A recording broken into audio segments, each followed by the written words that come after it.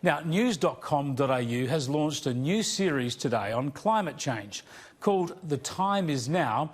It's a pretty alarmist take on climate change, supplying well-credentialled forecasts and expert opinions about what's happening to climate and what will happen. It's the sort of stuff we're familiar with, an important part of the debate, and it's nicely tricked up for the young left clickbait audience that is news.com.au's lifeblood.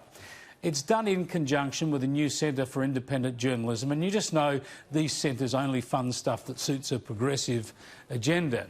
Anyway, good on news.com.au. They're, of course, a relative company to this one under the News Corp umbrella. Let 1,000 flowers bloom. I would have thought the ABC and the Guardian had this market covered, but they might as well get in on the action. But this gives us an interesting insight into the mind of the leftist journalists, especially the ABC types and their anti-News Corp, pro-climate alarmism obsessions. Former ABC presenter and staff-nominated director Quentin Dempster wondered on Twitter whether I would attack this series as an act of subversion.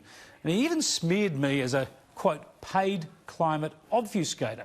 Now, this is silly and personal stuff. I support freedom and debates. Whenever I argue a case on climate, science or policy, I argue it with facts. Yet it's instructive, isn't it, that Dempster attacks the man and expects only culture wars.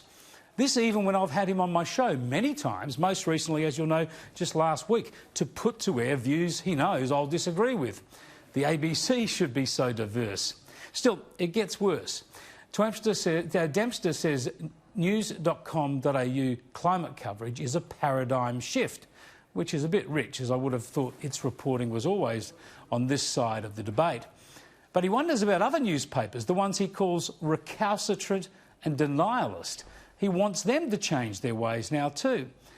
On the one hand, these people argue day in and day out that all of News Corp, from newspapers to websites to this very channel, have a company line on issues like climate.